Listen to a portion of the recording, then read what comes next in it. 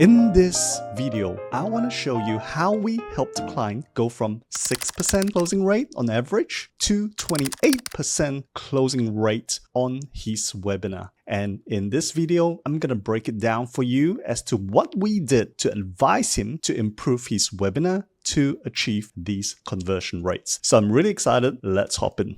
So just a bit of background for this client. He came up with the great idea of actually changing his webinar from a standard presentation to a real life demo presentation. Now, this client is in the property investment space. So for those of you in the US, is real estate investment. What he did was he said, why don't I show people how I do deals in real life over a webinar? And we just invite people to the webinar, and I will actually call agents and evaluate deals and do deals on the spot. Now, I know there's a lot of variables there, but I said, yep, let's go for it. At least this is not like, the other gurus who are faking it. You are actually doing a real demo, showing people how it's done. And I think that's a great way to do a webinar. So we were running the webinar. Now, 2 webinars before this, we had great show-up rates, great retention rates, but the closing was dismal. It was 6% for an appointment, like a one-on-one call, a strategy call. And I thought that was terrible.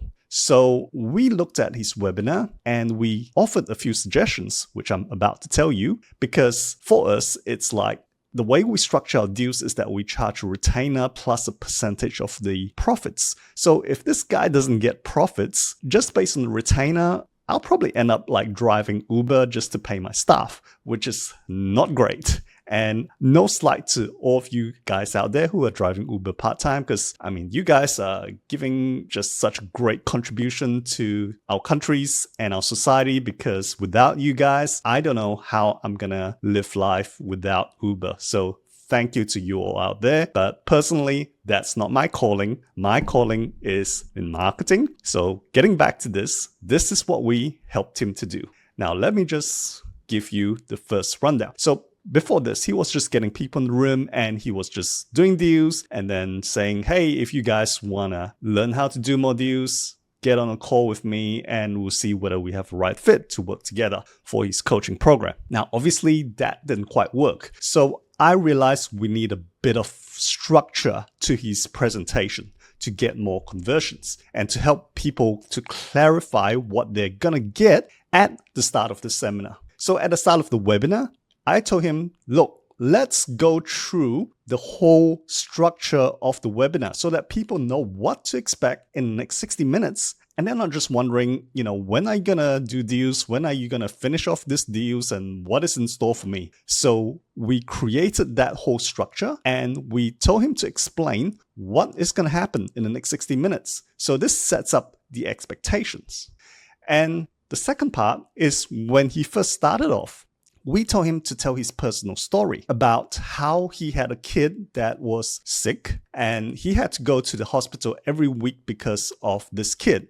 And if not for his property deals, if he had been the standard guy working full-time in a job, he wouldn't be able to do this. So thankfully, for his property deal business, he was able to go to the hospital every day to be with his child and get his child through that very difficult time. So that was the story. So I think it's important to tell some stories, even though it's very short. We don't encourage people to tell like long-winded short stories and people don't know what is the point of it. So really short story like that was really powerful. Then the next thing is during the event, during the content itself, what we told him to add was to tease people about the 12 different ways that they can make money from property that they'll learn in his higher end program. So in your case, you might want to tease people about what is it that they will get in your higher end program during the webinar itself while you're sharing the content, so that it doesn't come as a shock at the end that you are trying to sell them something, right? It is so important to seed that sell throughout the presentation. So at the end, it is not a shock. They expect it. And they actually, because if you position it right, they actually want to hear about the offer itself because they're like, wow, there's so much value in this.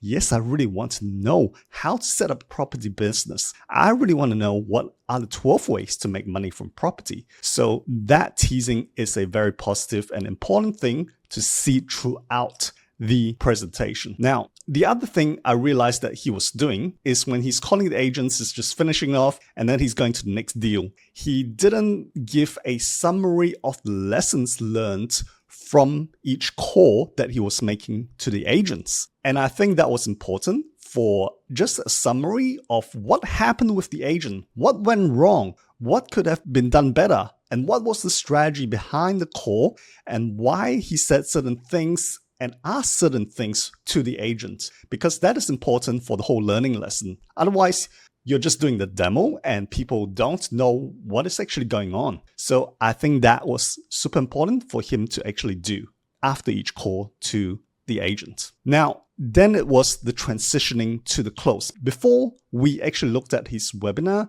what he was doing was just basically saying, hey, look, if you guys want to learn how to do deals like this, sign up for my one-on-one call. It was really unstructured and just did not have that strong urgency and tug to actually get people to the call, which is why it was at 6% conversion rate. So what I told him to do is around minute 45, when he's about to move into closing, just ask people in the webinar whether they got tremendous value from this, whether they learned anything from his deal making from the webinar, right? And most people will probably say yes, unless you have a bad presentation. If they say no, then maybe you need to revamp your whole presentation. And then the whole thing there is to ask them if it's okay to show people in the webinar how they can work more closely with him, right? Ask for permission rather than just give it to them. And then he can go into a short pitch about the benefits and the value of joining the community, and then bring it back, tie it back to the core, saying, look, guys, in 1 hour, you learn all this stuff. So imagine joining my community for 1 year and we're doing deals together. How many deals do you think it would take to get back your investment? Right? So say if the investment is $5,000, they probably just need one property deal to cover it for the whole year, right? And they probably make a profit in addition to that $5,000. So it becomes, the value is built and it becomes a no-brainer in that sense. And the next thing I told him to do is put in some social proof, because most people, when they come to the webinar, they might think you're some kind of Superman or it's staged or whatever, showing videos of other people like them who have achieved success through property using your method or using his method in this case is essential, right? So how they actually got, property business happening and how they made money from property, how it's changed their lives, all that stuff, that's super important. So throw in 1 or 2 testimonials, like video testimonials. And this client has tons of them, so that was perfect. And be upfront, tell them what it costs to join. And focus. One of the things he was trying to do too much was trying to sell 2 things. One was the 2-day event and one was a call. So I told him, just focus on doing the call. And that, of course, yielded tremendous results, because if you have 2 things, people get confused as to, should I sign for this or should I sign for that? And then it's like, too hard. I won't do anything. That's probably what people think, right? So yeah. And then in this pitch, doesn't need to take long, should finish the pitch in like 5 minutes, right? Super quick pitch. And then after the pitch, what I suggested to him, and this is very powerful, is to tell another story. So in this case, I told him to tell the story of how he saw other kids in the ward that were with his kids, and some of them didn't make it. And as he believes, it is not because they didn't get the right medical care. It's just that their parents couldn't be there for the kids because they had to go to work. They did not have that source of income from property, and some of them didn't make it, and that was pretty sad, right? So I think telling that story, which links to the first story in the first place at the beginning of the webinar, that reinforces the power of why people need his solution. And when you tell stories, the other thing is I've learned is that many of you know that when you're telling stories, you speak straight to the subconscious mind. There is no barriers of cells and all that kind of stuff. So on one hand, you tell the logic why you should sign up, which is telling the head. And when you tell the story, you're telling the heart. So when the heart and the mind are in sync, that's when they act, right? So that is the whole tip there. Okay, hope you enjoyed that one because that's super powerful. And the last 10 minutes, I just told him to finish with Q&A because people will have some objections.